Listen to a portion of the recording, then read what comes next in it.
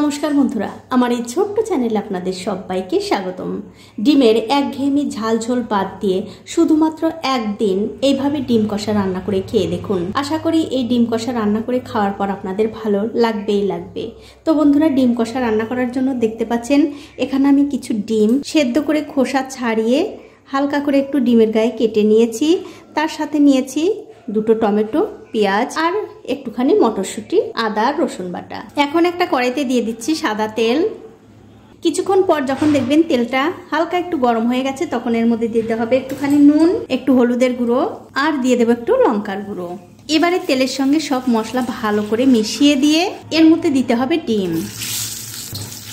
এবারে ডিমগুলো উল্টে পাল্টে তেলের মধ্যে খুব ভালো করে ভেজে নিতে হবে। দেখুন, ডিম কিন্তু খুব ভালো করে ভাজা হয়ে গেছে। এখন এই ডিমগুলো আমি তুলে নিচ্ছি। তুলে নেবার পর ফোড়নের জন্য ওই তেলে দিয়ে দিচ্ছি একটু দারচিনি, সাদা এলাচ, দুটো তেজপাতা আর দিতে হবে হাফ চামচ গোটা জিরা। এবারে তেলের সঙ্গে ফোড়নগুলো খুব ভালো করে ভেজে নিয়ে যখন দেখবেন ফোড়ন থেকে খুব সুন্দর একটা মিষ্টি গন্ধ বেরোচ্ছে, তখন এর মধ্যে দিয়ে দিচ্ছি 1 চামচ আদা রসুন বাটা।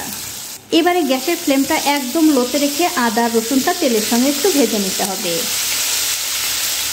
দেখুন, আদা রসুন কিন্তু তেলের সঙ্গে আমি একটুখানি হালকা করে ভেজে নিয়েছি। এবারে এর মধ্যে দিয়ে দেব আগে থেকে কেটে রাখা সেই পেঁয়াজ। পেঁয়াজ কিন্তু বন্ধুরা একটু বেশিই লাগবে, তার কারণ হচ্ছে এই ডিম কষাটা শুধু পেঁয়াজ দিয়েই রান্না হবে।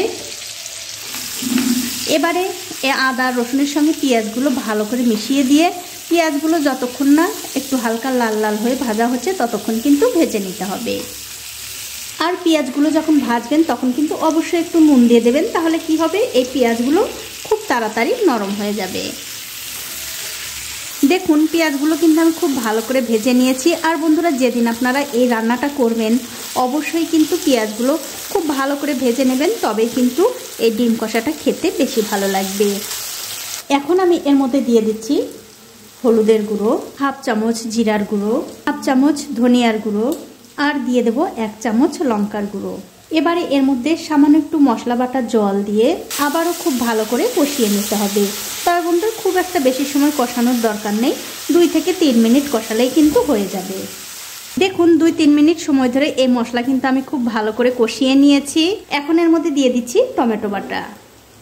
মিক্সিং জারটা ধুয়ে একটুখানি জল দিয়ে দিলাম আর তার সাথে দিয়ে দেবো স্বাদ মতো নুন। নুন কিন্তু বন্ধুরা অবশ্যই বুঝে দেবেন, তার কারণ হচ্ছে অনেকবার নুন দেওয়া আছে, মানে ডিম ভাজার সময় একবার নুন দিয়েছি, এই পেঁয়াজ ভাজার সময় একবার নুন দিয়েছি, তার জন্য কিন্তু অবশ্যই নুনটা বুঝে দিতে হবে। এবারে টমেটো বাটা আর এই মশলাগুলো খুব ভালো করে আবারও কষিয়ে নিতে হবে। যতক্ষণ না এই টমেটোর কাঁচা গন্ধ চলে যাচ্ছে ততক্ষণ কিন্তু কষাতে হবে। দেখুন, টমেটো বাটা দিয়ে এই মশলাটা আমি আবারও 2 মিনিট খুব ভালো করে কষিয়ে নিয়েছি। দেখতেই পাচ্ছেন মশলা থেকে কিন্তু তেল ছাড়তে শুরু করেছে, তার মানে এই মশলাটা কষানো হয়ে গেছে। এখন আমি এর মধ্যে দিয়ে দিচ্ছি কিছু মটরশুঁটি। এবারে মটরশুঁটিটা এই মশলার সঙ্গে ভালো করে মিশিয়ে দিয়ে গ্যাসের ফ্লেমটা বাড়িয়ে দিতে হবে। গ্যাসের ফ্লেমটা বাড়িয়ে দিয়ে এর মধ্যে ঝোলের জন্য দিয়ে দেবো আমি গরম জল। অবশ্যই কিন্তু বন্ধুরা গরম জলটাই দেওয়ার চেষ্টা করবেন, তাহলে এই ডিম কষাটা খুব তাড়াতাড়িও হবে, আবার ডিম কষার যে স্বাদ সেটাও কিন্তু খুব ভালো হবে।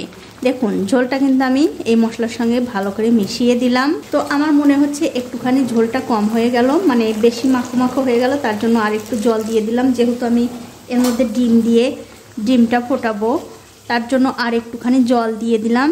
এবারে জলটা আবারও খুব ভালো করে মিশিয়ে দিয়ে যখন দেখবেন ঝোলটা ফুটে উঠেছে তখন এর মধ্যে দিতে হবে আগে থেকে ভিজে রাখা সেই ডিম। তারপর আবারও ডিমটা এই ঝোলের সঙ্গে ভালো করে মিশিয়ে দিয়ে এর মধ্যে দিয়ে দেবো সামান্য একটু চিনি। যেহেতু আমি টমেটো দিয়েছি তার জন্য একটুখানি চিনি দিয়ে দিলাম। তারপর একটা ঢাকা দিয়ে 5 থেকে 7 মিনিট এই ডিম ভুনাটা আমি রান্না করে নেব। ঠিক 7 মিনিটের মাঝে আমি ঢাকাটা একবার তুলে নিচ্ছি। তুলে নিয়ে এর মধ্যে দিয়ে দেবো একটু কাসুরি মেথি, একটু গরম মশলার গুঁড়ো, সব শেষে দিয়ে দেবো এর মধ্যে একটু ধনেপাতা কুচি। এবারে সব কিছু মিশিয়ে এই ডিম কষাটা আমি আরও কিছুক্ষণ রান্না করে নেব। তবে বন্ধুরা অবশ্যই কিন্তু 7 মিনিটের মাঝে ঢাকাটা তুলে একটু নাড়াচাড়া করে দেবেন, তাছাড়া কিন্তু নিচে লেগে যেতে পারে। দেখুন, আমি কিন্তু সব কিছু আবারও মিশিয়ে দিলাম।